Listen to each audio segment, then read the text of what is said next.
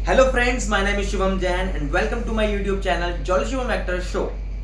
आज इस टॉपिक के बारे में बात करूंगा जो कि बिल्कुल नया है। मेरी वीडियो पहले इस पर मैंने कभी बनाई नहीं है। तो टीवीएफ की न्यू वेब सीरीज आई है एस्पायरेंट्स, जो कि काफी शानदार है और इंटरनेट पे धूम मचाया हुआ है। तो सीन बाय सीन हम हर एक टॉपिक पे, हर एक सीन पे मैं बात करने वाला हूँ और कैसे उसके अंदर एक्टिंग के नुआंसेस जुड़े हुए हैं। एज एन एक्टर मैं आपको बताना चाहूंगा कि कहाँ किसने कितनी एक्टिंग के अंदर काम किया है कैरेक्टर बिल्डअप करने के लिए। तो हम उस पर सीन बाय सीन बात करेंगे। तो आप लोग तैयार हैं? तो चलते हैं सीन नंबर 1 के ऊपर। हम बहुत बाद में रियलाइज करते हैं कि हम देश के काम तो आ रहे हैं और आप पर गर्व करने वाला कोई नहीं। लोग तारीफ करते हैं, तालियां पीटते हैं, गालियां देते हैं, पर अंदर से एकदम खाली, zero.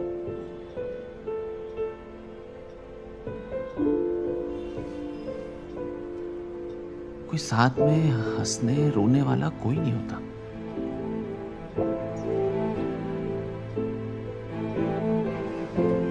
Soon was my rocket. Lost her to achieve my heights. मुझे उसका हाथ पकड़े रहना चाहिए था, सच में। छोड़ दिया, मैं नहीं छोड़ा। आपको पता है, माँ बाप, प्यार, दोस्त, इन्हें अपनी ड्रीम्स के लिए सैक्रिफाइस कर देना is not worth it, not worth it at all.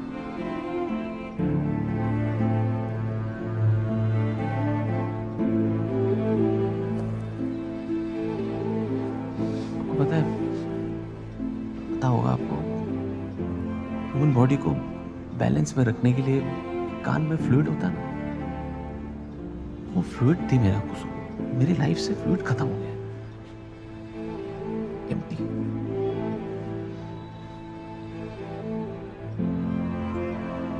हाँ, मुझे खुशी है कि हम देश के काम आ पा रहे हैं, देश के लिए बहुत कुछ कर रहे हैं, पर लाइफ का फुलफिलमेंट तो बैलेंस में है।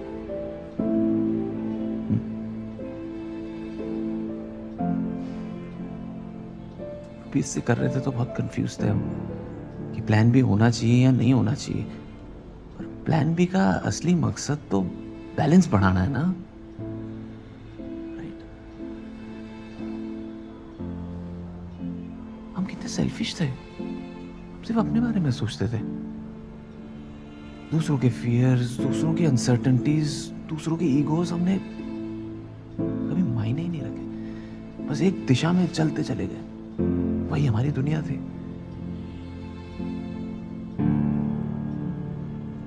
अब मेरा गुरूर देखो, मैंने कुसुम को आज तक सॉरी नहीं बोलिया।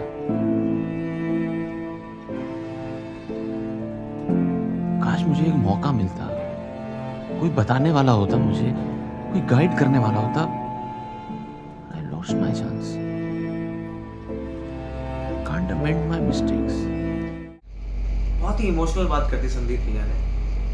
लोग अपने सपनों को पाने के लिए अपने अपनों को छोड़ देते हैं। तो बहुत ही ज़्यादा उन्होंने गहराई से इस डायलॉग को डिलीवर किया है। बहुत अच्छे से उन्होंने पॉजेस दिए हैं, बहुत अच्छे से उन्होंने अपने चेहरे पे रिग्रेट का जो भाव दिखाया है, बहुत ही बेहतरीन दिखाया है। सो एज एन एक्टर मैं जज कर सकता हूँ देखकर कि बहुत अच्छे से उन्होंने सब कुछ दिखाया है। बहुत मज़ा आया। उनकी आप आई बॉल्स को अगर देखेंगे तो बहुत ध्यान से, बहुत ही स्थिर थी उनकी आई बॉल। तो जब भी कोई सीन इनैक्ट करते हैं तो आपकी पांचों इंद्रियों पे कंट्रोल होना बहुत ज़रूरी है, ठीक है? तो उन्होंने बहुत अच्छे से इस सीन को पोर्ट्रे किया है। उनका एक्सेंट, उनकी लैंग्वेज, इसका ये सबसे ज़्यादा बेहतरीन और सबसे ज़्यादा इमोशनल सीन था।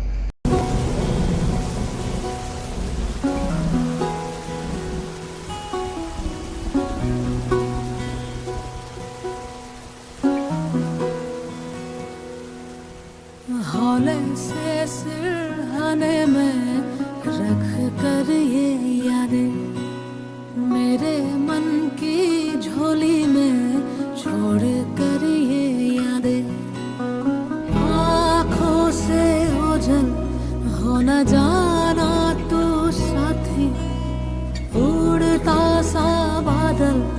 ना जाना।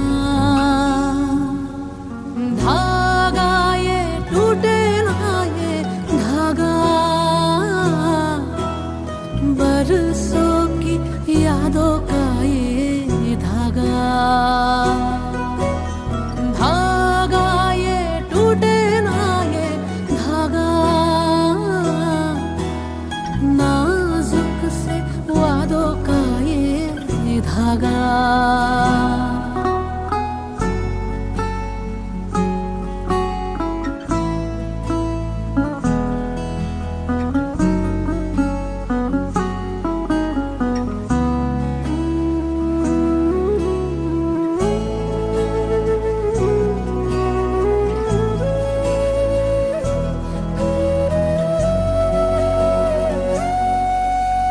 टूटा जो मैं, तूने आकर जोड़ा, तेरे हाथों से मैं बना था।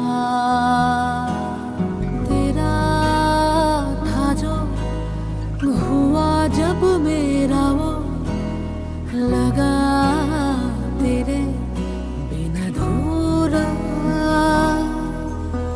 दुनिया ये मेरी तुझसे ही थी पूरी, जाना ये लेकिन देर से जाना।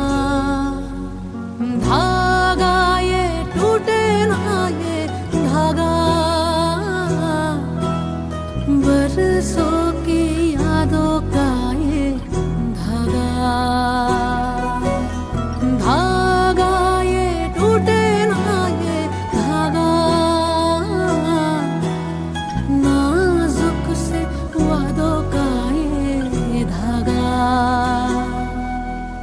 हौले से सिरहाने में रख कर ये यादें, मेरे मन की झोली में छोड़ कर ये यादें। आँखों से ओझल हो न जाना तू साथी, उड़ता सा बादल हो न जाना।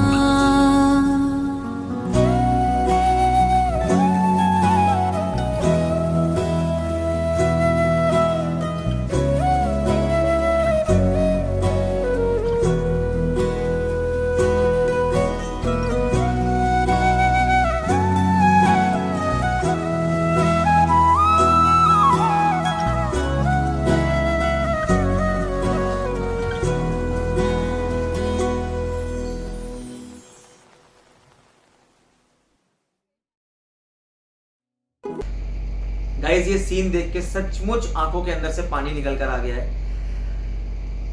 यूपीएससी का एग्जाम क्रैक करना अपने आप में एक बहुत बहुत बड़ा सपना है, और जब किसी का एग्जाम क्रैक नहीं होता ना तो लोग बहुत से गलत स्टेप्स भी लेते हैं, तो काफी मुश्किल का सामना करना पड़ता है लोगों को। But as an acting point of view से देखा जाए तो इस वेब सीरीज में बहुत ही बेहतरीन सीन था ये वाला। इसके अंदर आप देख सकते हैं रिजल्ट यहाँ पर डिस्प्ले हुआ है, और हर किसी के पास अम्ब्रेला है, बट अभिलाष और संदीप भैया के पास अम्ब्रेला नहीं है। तो इस सीन से डायरेक्टर ये पोर्ट्रे करना चाहते हैं कि जिस किसी के पास अम्ब्रेला नहीं होता वो प्लान बी नहीं रखते, उनके लिए सिर्फ प्लान ए है, that is to crack UPSC exam. देश को दो जगहों से बदला जा सकता है, एक बिल्कुल नीचे मजदूर, किसान, क्रांतियां, और एक ऊपर से आईएएस, आईपीएस, आईआरएस। अभी आप लोग एस्पिरेंट हैं, लेकिन आप ही लोग आईएएस बनेंगे। पर आप ही क्यों बनेंगे? आपके बगल में जो बैठा हुआ है वो क्यों नहीं बनेगा? ऐसा क्या खास है आप में? हाँ, तुम ही क्यों बनोगे? तुम्हारे बगल वाला क्यों नहीं बनेगा? सर अच्छे से पढ़ेगा तो वो भी बन सकता है। अरे एक ही सीट हुआ फिर फिर मैं ही बनूंगा। अरे तो वही तो पूछ रहे हैं, तुम क्यों बनोगे भाई? क्या खास है तुम्हारे अंदर ऐसा? ऑनेस्टी। ऑनेस्टी से यूपीएससी नहीं निकलता है। Sir my desire to change the system. System में घुसेंगे तब तो सिस्टम चेंज करेंगे। First deserve then desire. बैठो। हाँ नेक्स्ट। हाँ सर पॉजिटिव अप्रोच अधूरा है। दुनिया का सेकंड टफेस्ट और इंडिया का ओल्डेस्ट कंपेरेटिव एग्जाम है भाई। हलवा नहीं है, इतना सिंपल नहीं है। Sir dedication. एडिकेशन। और कोई? सर देश की सेवा का जुनून। सर सर याद था सर। हाँ, अच्छा टीचर भी तो होना चाहिए सर। अभी एस्पिरेंट का बात चल रहा है, जब टीचर का बात होगा तो बात करेंगे। तो मुझसे बेटर टीचर चाहिए तो अनअकैडमी पे पढ़ो। अब वहाँ भी मुझसे थोड़ा ही बेटर टीचर है, ज़्यादा नहीं। आप भी तो एक्सीलेंट टीचर हैं सर। तभी तो अनअकैडमी में पढ़ा रहा हूँ। अरे लव यू टू। अच्छा बैक टू क्वेश्चन। हाँ सर सर आता था सर। Sir patience. पेशेंस। हाँ सर परसिवरेंस। परसिवेरेंस। हाँ, और तुमने क्या बोला था? Dedication. Yes. Patience, perseverance, dedication, ये जिसके अंदर सबसे स्ट्रांग होगा ना, बन जाएगा आईएएस। कछुआ, जानते हो कछुआ? नॉर्मल रेस नहीं है भाई, ये मैराथन है। खरगोश नहीं जीतता, यहां जीतता है कछुआ बनो। मैक्सिमम लोग थक के हार जाता है, टूट जाता है, भाग जाता है। और ये जो राजेंद्र नगर है ना, ओल्ड राजेंद्र नगर, यहां पर आपको जज्बों का, उम्मीदों का, निराशाओं का अनगिनत कहानियां सुनने को मिलेगी।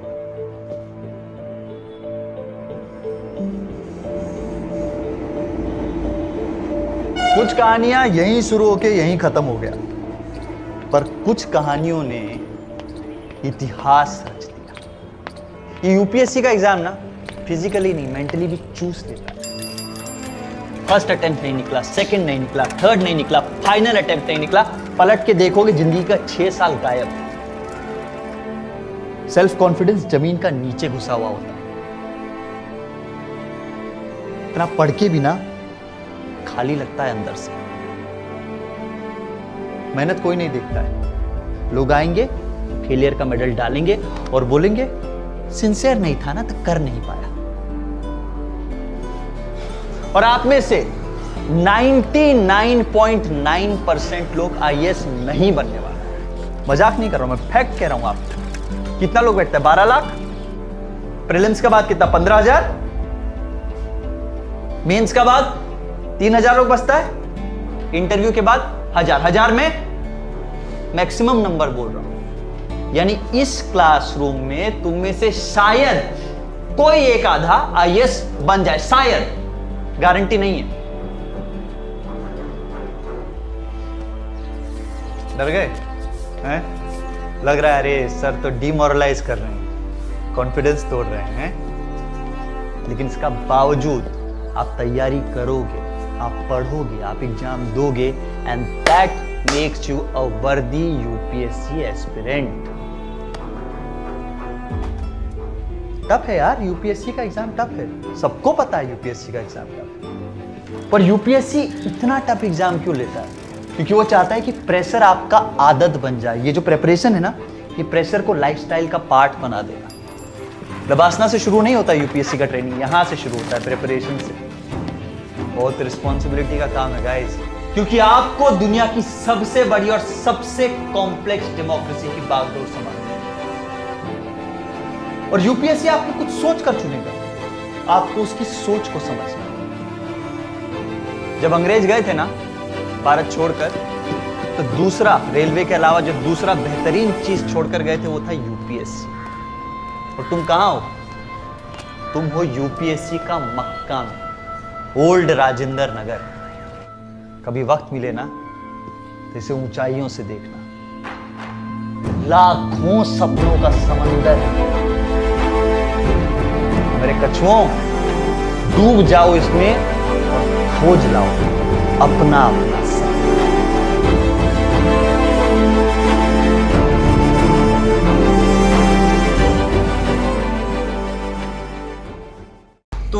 देखा आपने कितना ही मोटिवेशनल सीन था एसके के द्वारा। तो लोग ना फेलियर का मेडल आपके ऊपर डाल देते हैं और बोलते हैं आपने सिंसियरिटी से एफर्ट नहीं लगाए। तो ये बिल्कुल फैक्ट है जो कि एसके ने बोला है। और आईएएस जो कि वर्ल्ड का टफेस्ट एग्जाम में से एक है, 2nd नंबर पे है इनफैक्ट। तो बहुत मेहनत करनी पड़ती है इसके लिए और बहुत ही ज़्यादा बारीकी से, बहुत ही पावरफुल इम्पैक्ट के साथ एसके ने डायलॉग डिलीवर किया है। तो बहुत अच्छा लगा। मैं जब वेब सीरीज देख रहा था तो मैं नोट्स बनाता हूँ ऐसे। एज एन एक्टर मुझे अच्छा लगता है, एज कोई अच्छा एक्टर काम करके दिखाता है, तो एसके ने बहुत अच्छा परफॉर्मेंस दिया है। सो बहुत मजा आया सीन देख के। हर रोज लगता था कि गिव अप कर दूं, और शायद कर भी देती, एक्चुअली डेफिनेटली कर देती। पर उसी वक्त मुझे किसी ने एक बहुत अच्छी बात बताई। उस बात से मेरा एटीट्यूड 180 डिग्रीज फ्लिप कर गया। क्या आप वो बात सुनना चाहेंगे? तो एक स्टोरी सुनिए। 1981 में यूएस में एक प्रोफेसर थे, सेरेमिक्स पढ़ाते थे। उन्होंने एक एक्सपेरिमेंट किया। अपनी क्लास को 2 ग्रुप्स में बांट दिया और 10 दिन का वक्त दिया। पहले ग्रुप को उन्होंने ये टास्क दिया कि वो सिर्फ एक परफेक्ट मटका बनाए, सिर्फ एक। और दूसरी ग्रुप को ये टास्क दिया कि वो जितने हो सके मैक्सिमम मटके बनाए और क्वालिटी की चिंता बिल्कुल ना करे। दोनों ग्रुप्स ने अपना काम शुरू किया। 10 दिन बाद जब रिजल्ट्स आए तो खुद प्रोफेसर ही हैरान हो गए, क्योंकि दूसरे ग्रुप ने न केवल पहले ग्रुप से ज्यादा मटके बनाए, बल्कि हर मटका was better looking, was almost perfect। सब सोच रहे थे कि ये कैसे हो गया। आप जानते हो ये कैसे हुआ? क्योंकि पहला ग्रुप जो है वो सिर्फ इसी बात को लेकर अटका रहा कि एक मटका बनाना है, इसको परफेक्ट कैसे बनाएं। तो उन्होंने सारा टाइम परफेक्शन में ही गुजार दिया। जबकि दूसरे ग्रुप ने एक बार कोशिश की और बहुत बुरे मटके बनाए, पर उन्होंने उसको इम्प्रूव किया और दोबारा कोशिश करके फिर से मटके बनाए। वो फेल हुए पर इम्प्रूव करते रहे और ऐसे ही अपनी गलतियों से सीखते सीखते उन्होंने शानदार मटके बनाए। तो इसीलिए आप अपनी गलतियों से डरिए मत, भागिए मत। अपनी गलतियों से सीखिए, अपने फेलियर से सीखिए और आगे बढ़ते जाइए। और ये बहुत ही अच्छी बात है कि इस बात को बताने वाले शख्स हमारे साथ यहाँ मौजूद हैं। पर आप उनसे पहली बार मिलोगे ना तो लगेगा जिंदगी बहुत ही होपलेस है। पर Prakash sir, it worked for me. बेटा यू वर लकी। अगर ये पॉटवेयर एक्सपेरिमेंट मैंने पहले पढ़ लिया होता तो मैं भी अपना चौथा अटेम्प्ट देता और फिर आज पोडियम पर तुम्हारी जगह मैं खड़ा होता। पर इट्स ओके सर। जो फेल होता है ना वही बता सकता है कि कहां गलतियां न करें। कभी कभी आपका सबसे खराब खिलाड़ी देश का सबसे अच्छा कोच बन जाता है। क्यों? एवरेज प्लेयर ही बोल देते बेटा। तो आप सब डटे रहिए, फेलियर से मत भागिए, क्योंकि फेलियर ही आपको सिखाता है और फेलियर ही आईएएस बनाता है। आप सब लोग पोएम्स तो पढ़ते होंगे मोटिवेट होने के लिए। तो मेरा एक फेवरेट पोएम, ये एक फेवरेट पंक्ति आप लोगों के साथ शेयर करती हूँ कि कौन कहता है आसमान में सुराख हो नहीं सकता। कौन कहता है कि आसमान में सुराख हो नहीं सकता। एक पत्थर तो तबीयत से उछालो यार। हाँ।